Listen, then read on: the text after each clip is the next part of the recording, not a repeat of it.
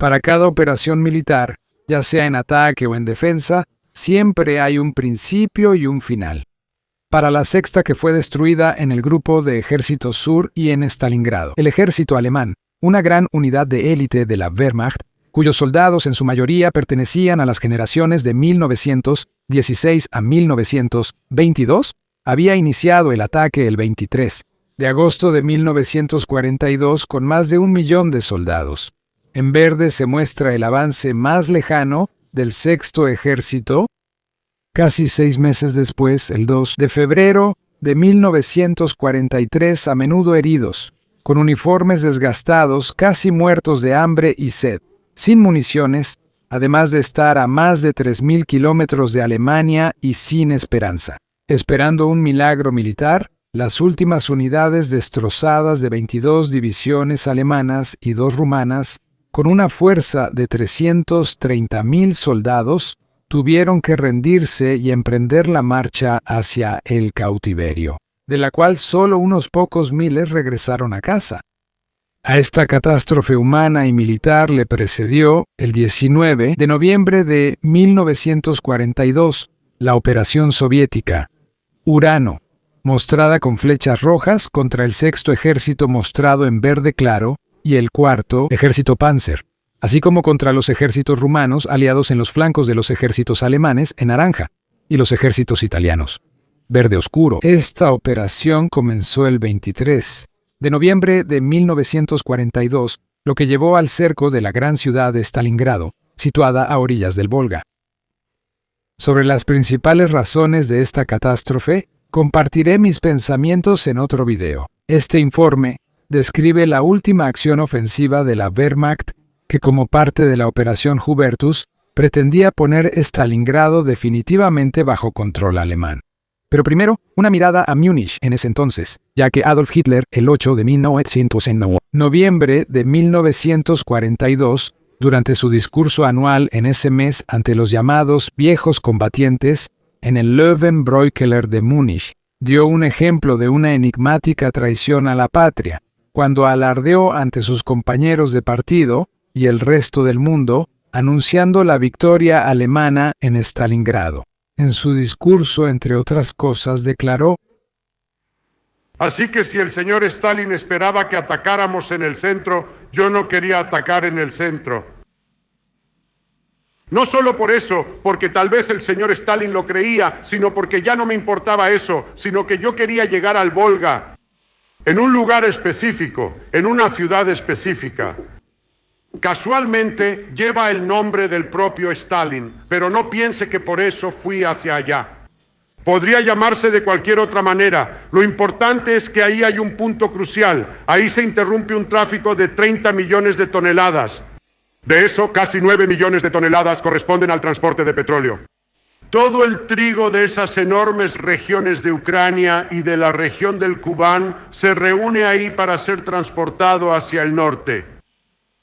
Ahí se ha transportado el mineral de manganeso. Ahí había un gigantesco centro de transbordo. Quería tomarlo. Y sabes, somos humildes. De hecho, lo tenemos. Son solo unos puntitos muy pequeños. Todavía aquí. Pero lo que tales declaraciones jactanciosas pueden causar en la era de las transmisiones rápidas, lo muestra el informe confidencial final del entonces jefe del Estado Mayor soviético, Georgi Konstantinovich Chukov, sobre esta batalla que sacudió al mundo. Después de las experiencias que el mando alemán tuvo en los meses de invierno de 1941 ante Moscú, no podía suponer que Hitler continuaría la batalla de Stalingrado más allá de octubre. Desconfiaba de todos los informes, según los cuales la artillería de asedio liberada en Sebastopol y los numerosos batallones de zapadores habían sido detectados en Stalingrado o en camino hacia allá. Tenía que desconfiar aún más de estos informes, ya que al mismo tiempo me enteré de que los dos flancos que avanzaban hacia el Volga estaban protegidos en sus puntos más vulnerables por tropas de segunda categoría de Rumania e Italia. Sospechábamos un truco, una finta sofisticada, detrás de la cual se escondía algo completamente diferente al despliegue de un ejército torpe, que estaba totalmente expuesto y con sus flancos blandos como mantequilla. Entonces Adolf Hitler dio un discurso la noche del 8 de noviembre en Múnich, en el que anunció que haría arder Stalingrado y que también la tomaría. Reveló sus pensamientos más secretos. Reveló la importancia que tenía el control del Volga para la estrategia militar alemana y anunció de manera inequívoca en ese discurso que todo el Sexto Ejército se concentraría en la zona de Stalingrado.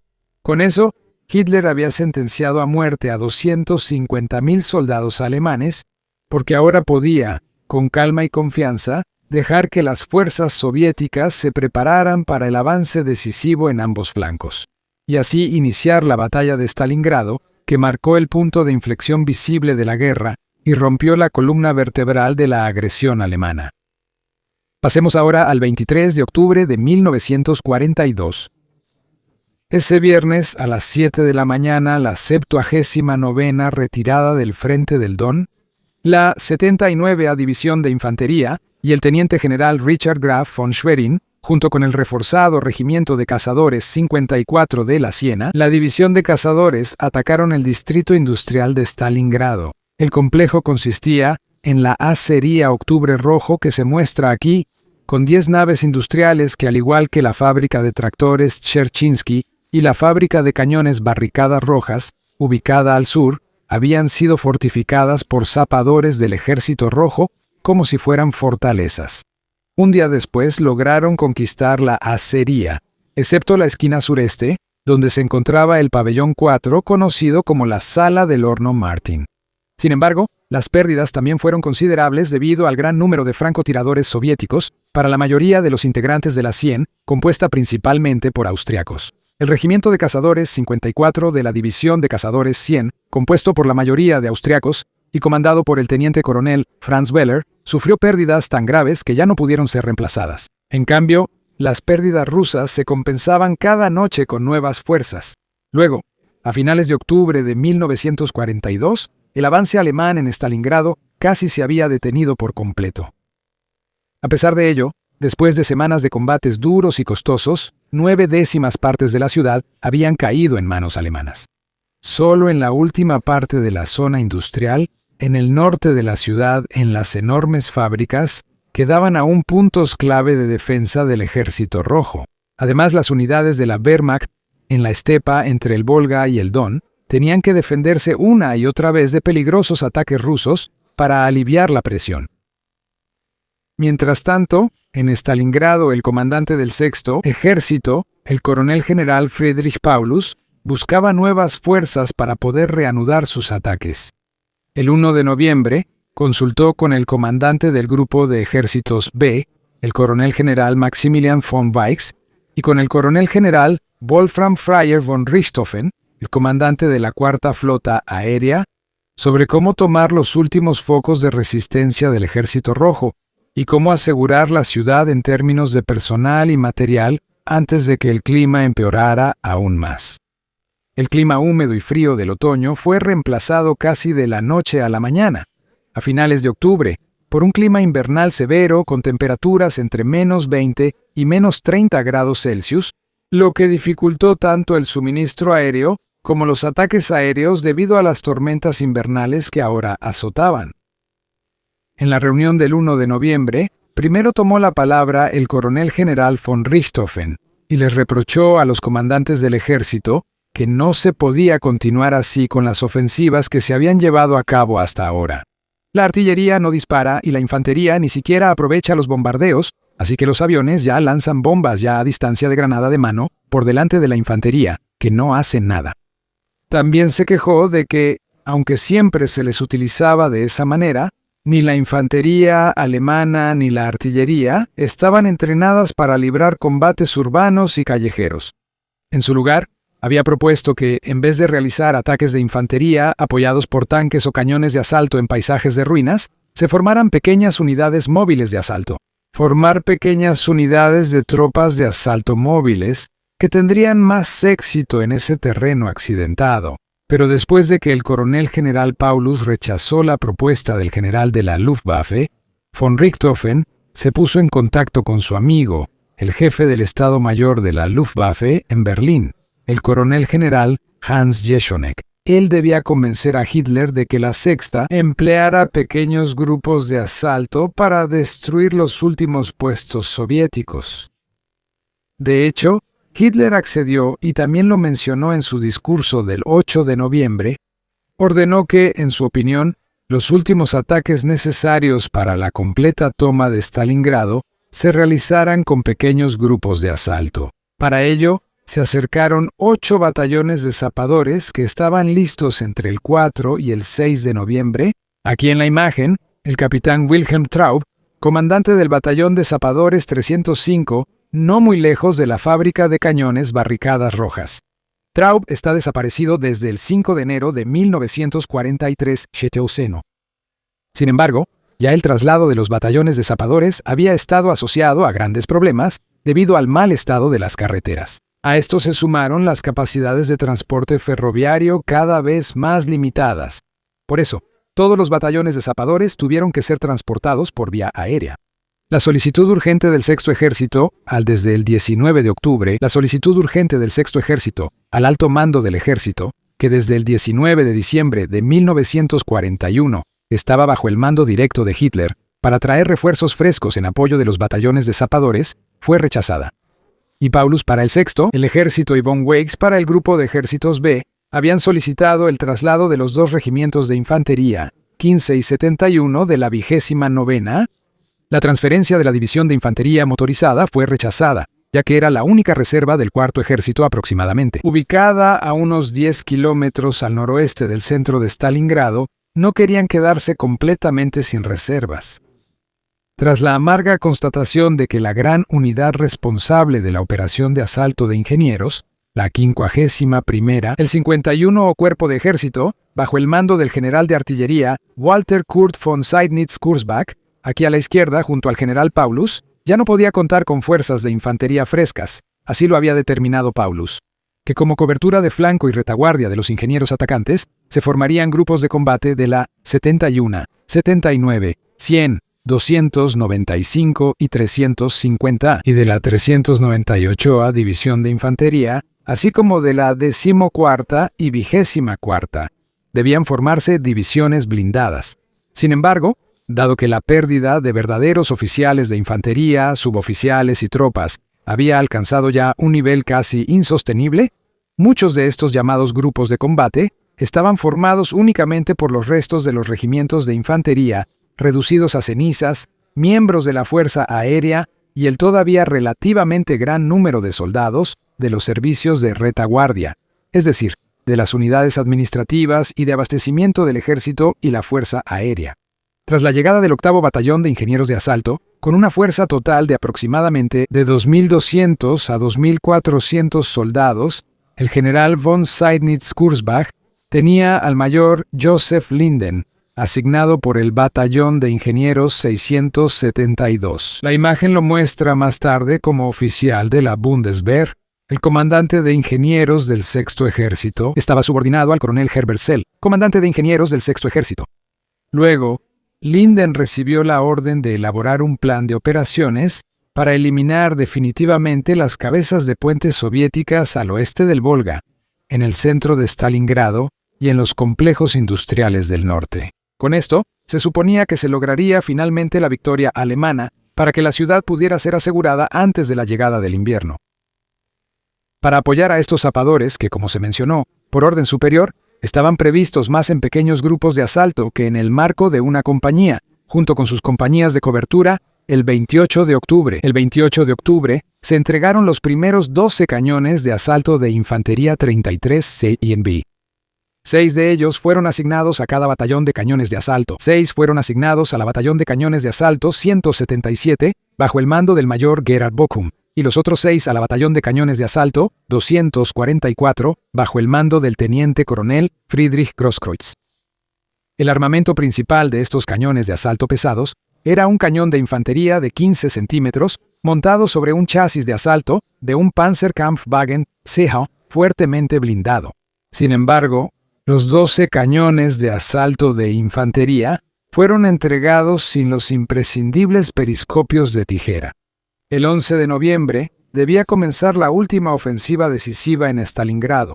recibió el nombre de Operación Hubertus, en honor al santo patrón de los cazadores, Hubertus de Lieja, a quien los cazadores aún hoy honran cada 3 de noviembre, pero antes de que el mayor Linden planeara su ataque, primero echó un vistazo al campo de batalla y quedó conmocionado, porque lo que vio era una catástrofe para un ataque prometedor. Frente a él se extendía un vasto campo de ruinas con edificios volados, obstáculos hechos de placas de acero colgantes, chimeneas derribadas, soportes de acero doblados, entre ellos senderos improvisados y un sinnúmero de cráteres de proyectiles que, sin duda, estaban ocupados por los soldados soviéticos defensores y habían sido convertidos en posiciones de combate. Detrás de eso, el terreno descendía suavemente hacia el Volga, donde terminaba en la orilla este del río. Durante la presentación ante Seiblitz-Kurzbach, Linden, quien también era el líder de la escuela de zapadores de la Sexta Armée, pudo convencer al general de que un ataque de los zapadores, que según el primer plan previsto debían ser repartidos, por ejemplo, entre varias unidades de granaderos blindados, terminaría en un fiasco. En vez de eso, los zapadores equipados con todo tipo de explosivos debían atacar, en fuerza de pelotón, una posición enemiga tras otra, delante de los que los apoyaban, y abrir una brecha con explosivos, por la que luego podrían avanzar los grupos de combate que los apoyaban, para eliminar al enemigo de una vez por todas. De acuerdo con esto, el general von Seiblitz-Kurzbach dividió entonces la operación Hubertus prevista en 2 operaciones separadas en el tiempo, pero relacionadas entre sí. Schwerin I y Schwerin II. Schwerin I debía comenzar el día 13. En noviembre, con los batallones de ingenieros asignados, debía poner bajo control alemán definitivo el sector de terreno entre las fábricas Rote Oktober en verde y Rote Barrikaden en amarillo. Mientras que una semana después, el 20 de noviembre, en Schwerin II, los demás pelotones de asalto de ingenieros debían tomar el terreno desde el depósito de tanques hacia el sureste hasta la fábrica Rote Oktober, y al mismo tiempo debían destruir al enemigo en el pabellón 4, mostrado en azul claro, el enorme pabellón de hornos Martin de la fábrica Rote Oktober, o al menos aislarlo. Además, el plan preveía que la 14ª División Panzer mostrada en rosa y el general de las tropas blindadas, Hans Valentin Hube, los destacamentos de asalto de ingenieros durante su ataque a las bases soviéticas cerca de la fábrica de barricadas, debían ser apoyados con ataques simulados contra las posiciones ocupadas por la 13ª División de Fusileros de la Guardia que defendía la Ciudad Vieja. El objetivo final más importante de Hubertus era la conquista de la orilla del Volga situada justo al este de la fábrica de artillería Barricadas Rojas. Un ataque secundario debía realizarse cerca de la acería Rote Oktober, mostrada en verde por el batallón de zapadores 179 y tropas de la 79 División de Infantería. Para el ataque, a la 79 División se le subordinó la llamada Legión Croata. Era el reforzado regimiento de infantería croata 369 bajo el mando del coronel Víktor Pavlicic, caído en Stalingrado el 20 de enero de 1943, y de la 24A División Panzer, bajo el mando del general de división Arno von Lenski, quien después de la guerra se convirtió en comandante de las tropas blindadas en la NBA de la RDA. 2 batallones de Panzer Grenadier, el batallón de tiradores motorizados Kraftschützen Batallón 4 y el batallón de ingenieros blindados Panzer Pionier Batallón 40 perteneciente a la división, y bajo el mando del capitán Rudolf Kahle. Si ahora observamos el lado del Ejército Rojo, la situación para el mariscal soviético Chukov, que se encontraba en su puesto de mando mostrado en amarillo al este de la fábrica química La Sur, a orillas del Volga, se presentaba de la siguiente manera. Su ejército, muy golpeado, aún mantenía 2 cabezas de puente, pero ninguna de ellas tenía más de 800 metros de profundidad. Su sector norte se encontraba en el distrito de Spartanovka, en rojo, mientras que el sector sur se extendía con una franja delgada desde la casa de Pavlov, mostrada en verde a lo largo de la orilla del río hasta el norte, llegando hasta la fábrica de ladrillos. Es cierto que sus divisiones habían realizado con éxito varios contraataques localizados, y sus pérdidas habían sido compensadas constantemente con refuerzos de personal y material, todo lo contrario a los defensores alemanes en este caso, cuya capacidad de combate disminuía constantemente. Sin embargo, su conducción implacable de las batallas también había llevado a pérdidas en ocasiones dramáticas. Así hubo divisiones soviéticas como la 13ª División de Fusileros de la Guardia, de cuyos 10.000 hombres al final de la batalla de Stalingrado solo quedaban vivos 320. Pero Zhukov también, al evaluar correctamente la situación y anticipar otro ataque alemán a principios de noviembre, junto con el jefe del Estado Mayor, el coronel general Alexander Vasilevsky, ordenó la reorganización de sus posiciones defensivas. Después de eso, la situación era la siguiente. En el norte, en la zona de Rynok y Spartanovka, en Spartanovka estaba el coronel Sergei Gorokov con un grupo de combate de 1.000 hombres compuesto por los restos de varias brigadas y un regimiento del NKVD. En el centro de la cabeza de puente defensiva, que se extendía desde la frontera norte de la orilla del río, en la fábrica Barricadas Rojas, pasando por la fábrica Octubre Rojo y la fábrica química La Sur, hasta la casa de Pavlov. Había 7 divisiones relativamente diezmadas, una brigada de fusileros y un regimiento de fusileros. En su flanco izquierdo también defendían, entre otras posiciones, las extensas instalaciones ferroviarias, el importante nudo ferroviario, llamado por los pilotos alemanes debido a su aspecto desde el aire, la raqueta de tenis.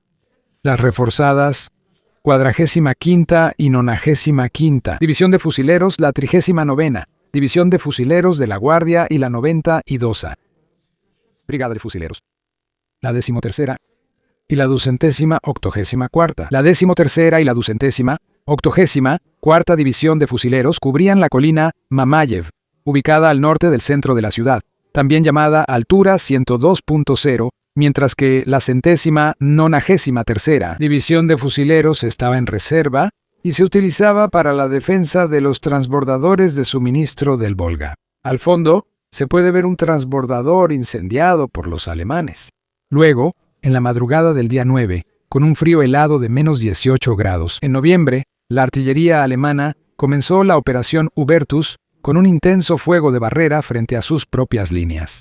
Paralelamente, los llamados grupos de combate, formados en cada división y ya mencionados, realizaron ataques de distracción a lo largo de toda la línea principal de combate que atravesaba la ciudad de norte a sur. Con esto, se pretendía inmovilizar a las unidades defensivas soviéticas y evitar que el mariscal Zhukov reforzara la zona de la fábrica Barricadas Rojas.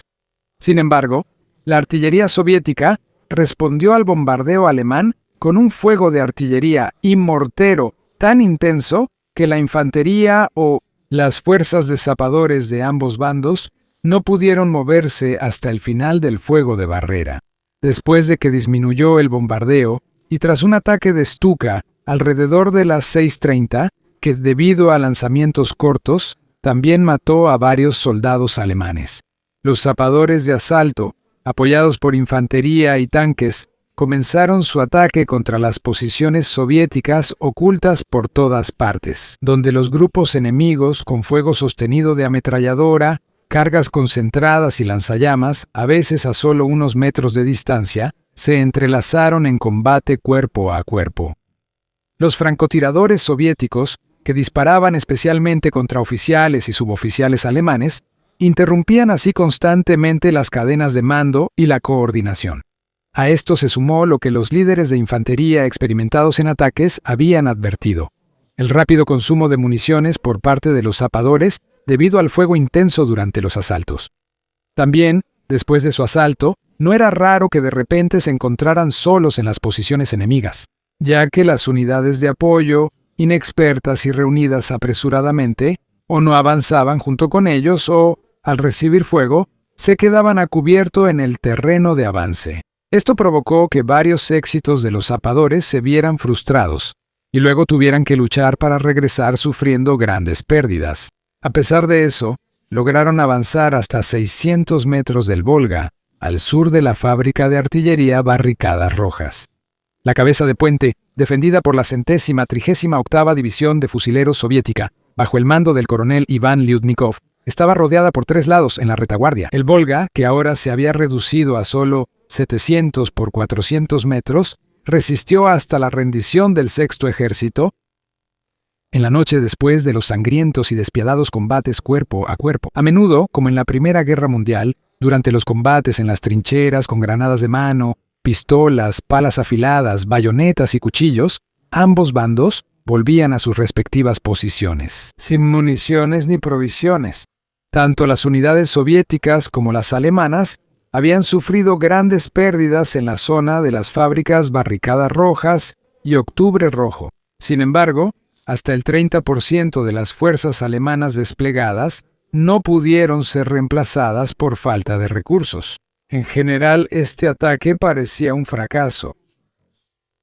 Al día siguiente, el 10 de noviembre, el comandante de ingenieros, el mayor Linden, intentó convencer al general von Seydlitz-Kurzbach de reservar a sus ya muy diezmados especialistas de los batallones de ingenieros para la ofensiva de primavera planeada en 1943 y en su lugar usar infantería fresca para los siguientes ataques, lo cual el general le negó.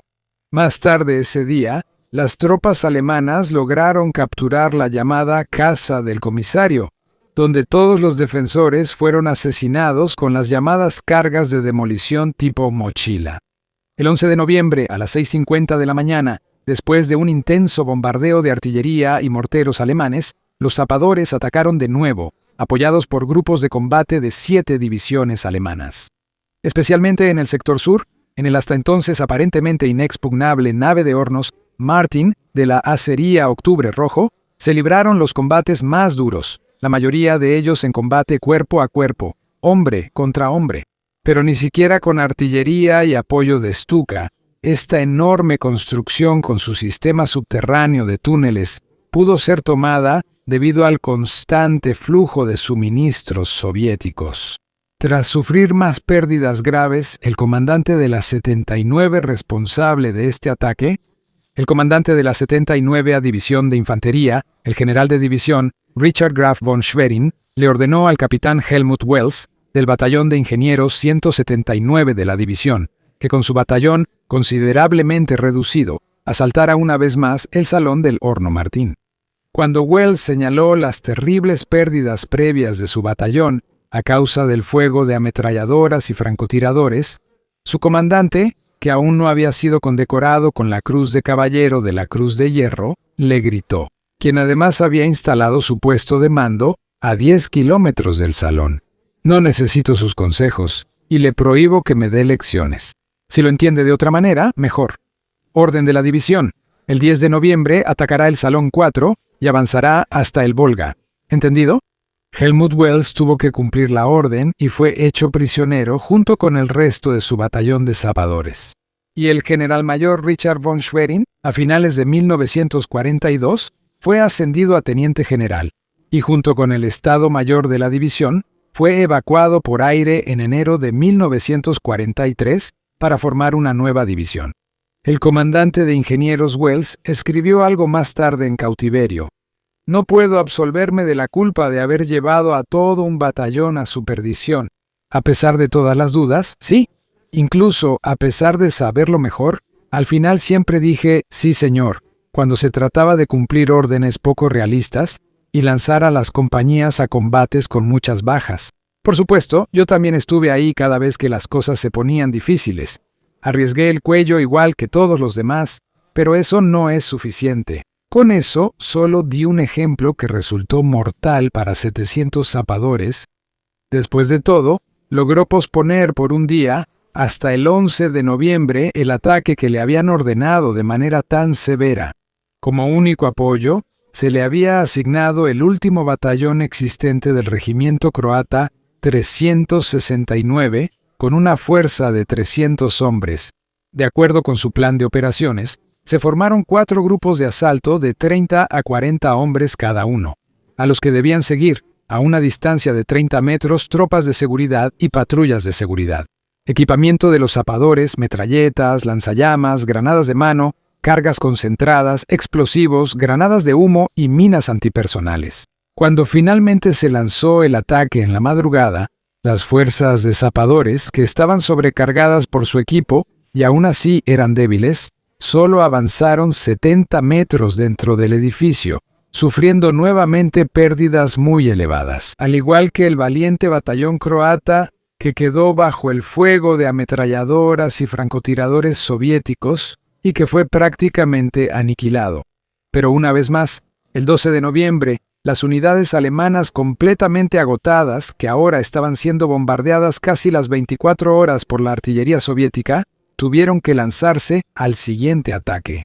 Los zapadores del capitán Hauptmann Wells debían, esta vez apoyados por la Hochschule, la 100A División de Cazadores y partes de la 71 y la 295 División de Infantería, tomar la dominante colina Mamaev Verde y el bucle ferroviario Naranja, la llamada raqueta de tenis. En este ataque, solo de los zapadores cayeron 440 soldados, aunque se habían tomado algunos edificios del complejo industrial y pequeños grupos de asalto alemanes habían llegado incluso a la orilla del Volga, pero todos fueron expulsados de nuevo en poco tiempo. Mientras tanto, los generales comandaban regimientos que apenas tenían la fuerza de una compañía y ahora decidían, en lugar de operaciones a gran escala, qué casa debía ser tomada ese día. El 14 de noviembre tuvieron lugar en la zona de la fábrica de artillería Barrikaden, y en el norte, los últimos ataques del batallón de zapadores blindados 50 Mott y de los batallones de zapadores 162 y 294, que, además de causar más pérdidas graves, no trajeron ningún éxito. Luego, debido también al agotamiento total de ambos bandos, todo permaneció relativamente tranquilo hasta el día 17. Pero la noche del 18, el fuerte ataque soviético del 18 de noviembre llevó al general von Seydlitz-Kurzbach a cancelar la Operación Hubertus, la última ofensiva alemana en la lucha, y a abandonar definitivamente la posesión de Stalingrado. Sus tropas habían tomado la llamada casa del comisario y la farmacia, pero solo parcialmente los complejos fabriles que eran importantes para la defensa soviética. Así, el ataque a la acería Octubre Rojo fue rechazado repetidamente por el Ejército Rojo. Y también la gigantesca nave del horno Martin, a pesar de varios daños y ataques costosos, había permanecido bajo control soviético. De los aproximadamente 3.000 soldados desplegados por Seydlitz, alrededor de 1.000 habían caído a 37 kilómetros al oeste de Volgogrado, como se llama ahora Stalingrado, se encuentra el cementerio de soldados alemanes Rosochka, donde 61.700 soldados de la Wehrmacht han encontrado su último descanso. Con efectivos drásticamente reducidos, el jefe de ingenieros del Sexto Ejército, el coronel Selle, apenas pudo formar un batallón que fue reunido bajo el mando del mayor Kruger del batallón de ingenieros 162 y asignado al sector de combate de la 305 División de Infantería fue empleada como infantería. Un día después, el 19 de noviembre, comenzó con amplia superioridad numérica la operación soviética Urano, que tenía como objetivo el cerco y la destrucción de las tropas alemanas y aliadas en y alrededor de Stalingrado. El 23, en la estación de tren Sobiesky cerca de Kalak, Punto Verde, el cerco se cerró definitivamente, quedando atrapados junto con el Sexto Ejército alemán. Ejército con 5 cuerpos de ejército y 22 divisiones y unidades de la Fuerza Aérea. También se encontraban 2 divisiones rumanas y el mencionado regimiento croata. En total, hasta 330.000 soldados que en febrero de 1943 cayeron prisioneros de guerra, de los cuales solo 5.000 volvieron a ver su tierra natal. En el cementerio principal de Limburg an der Lahn, el monumento recuerda a todos los soldados alemanes que murieron en la batalla de Stalingrado y a los que fallecieron posteriormente en cautiverio.